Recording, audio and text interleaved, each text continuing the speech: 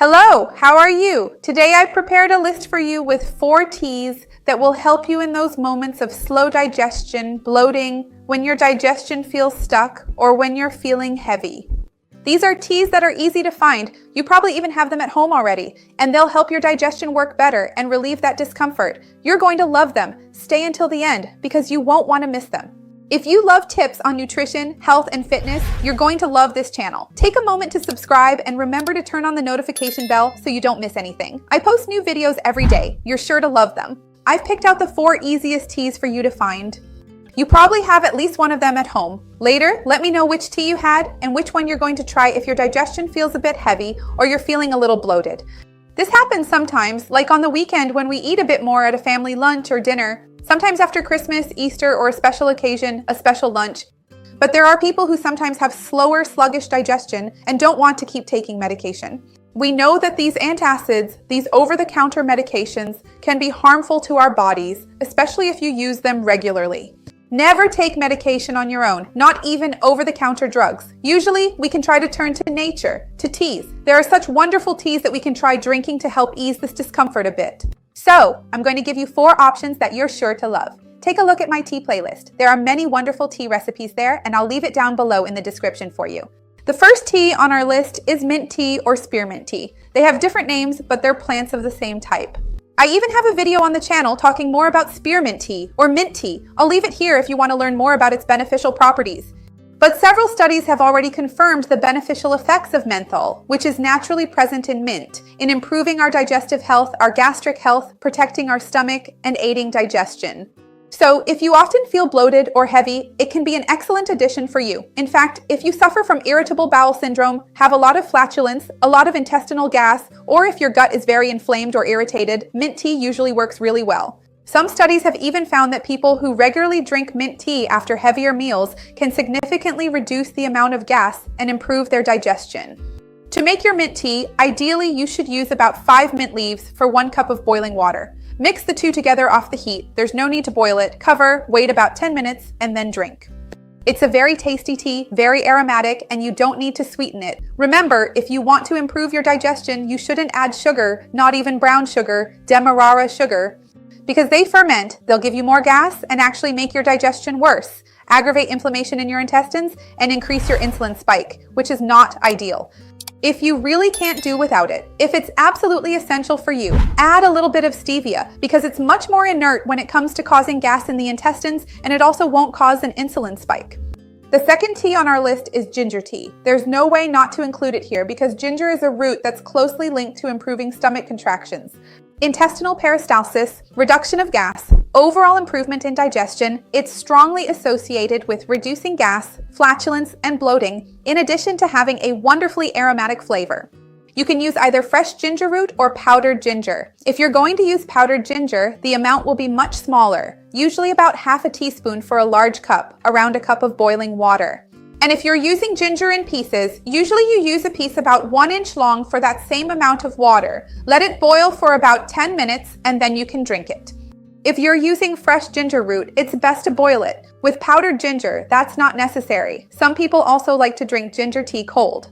Once again, remember that ginger should not be sweetened, and since it already has a spicier, slightly sweet, and very aromatic flavor, there's no need to add any sweetener. If it's absolutely necessary, the same guidelines apply. You can add a little stevia. Many people worry about whether ginger will raise blood pressure and if those with high blood pressure can drink ginger tea. I have an entire video discussing this in more detail here. Scientific studies have already shown that statistically, ginger can actually help lower blood pressure. However, there are psychological factors. Some people are afraid to drink ginger tea because they think it will raise their blood pressure and then their pressure does go up. So, always remember that this video is for informational purposes only. If you already have a health condition, always talk to your doctor or your nutritionist first to find out what works best for you and to get personalized guidance. And if you think this might be bad for you or that you shouldn't have it, there are other options here that I'll keep talking about for you. The third tea on our list is a wonderful tea. Many people already know it's great for digestion, which is fennel tea. It naturally contains many nutrients that can help with digestion. In fact, many people have been drinking this tea since childhood or adolescence because it's a milder tea. It's light, it doesn't upset the stomach. On the contrary, it helps with digestion and even helps reduce gas. It's a naturally carminative tea, which supports healthy bowel function, intestinal transit, and the elimination of stool.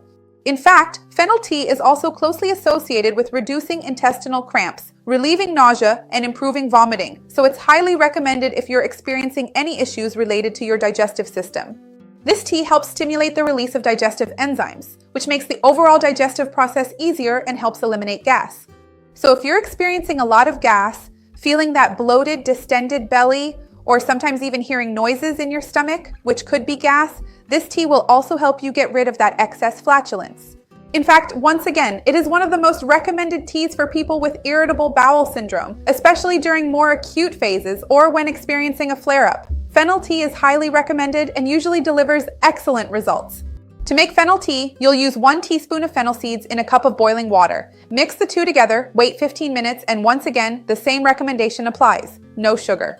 If necessary, you can use stevia, but you probably won't need it because fennel tea is already wonderful on its own. A really good tip is that you can drink fennel tea after lunch or dinner, precisely to prevent gas formation and to make digestion easier. And the last tea on our list, which is still a wonderful tea, this wasn't a ranking from best to worst, all the teas here are wonderful, is dandelion tea.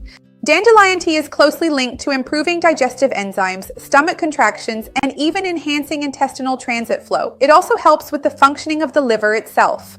So, since it works well and helps the liver function better, this aids the digestive process as a whole. It contains many antioxidants and helps reduce inflammation even in the intestines, so it's a truly wonderful tea for you to add to your daily routine. Another interesting detail is that studies have found that dandelion tea can help reduce stomach acid and assist in cases of gastritis and even ulcers. Of course, if you already have a health condition and are undergoing treatment, you should not replace your treatment with the tea. It can perhaps act as a complementary aid. And if you have any doubts about whether you can use it or not, or if you have any health issues, always talk to your doctor or your nutritionist in your city first, so you can have peace of mind. To make dandelion tea, you will use 1 tablespoon of dandelion flower for 1 cup of boiling water. Combine the two, wait about 10 minutes, strain it, and you can drink it. Once again, the same recommendations apply regarding sweetening without sugar. If it's absolutely necessary, you can use stevia, but you don't need to because it has a very neutral flavor. It's not bitter. Some people think that because it's a tea that's good for the liver, it's like Boldo tea, but that's not the case. It's a milder tea, so you can drink it unsweetened, no problem at all. I want to remind you once again that I have a wonderful playlist here talking about teas for health, not just for digestion, but also to help reduce bloating, help your skin, help your cardiovascular system, control blood sugar. There are many tea options for your routine, their health benefits, the most popular teas. I'll leave it down below in the description for you. I also have a really cool playlist talking more about digestion and a healthy gut, and another one about gastritis and reflux. I'll leave both of these down below to help you. Let me know if you have the habit of drinking any of these teas or if you're going to start. Once again, if you already have any health condition or are unsure whether you can or not, talk to your nutritionist or your doctor in your city. So remember to like the video because that helps me, and share it with anyone who would enjoy it or needs it. Let's work together to expand this chain of good. That's what I want here with the channel. See you next time. Bye.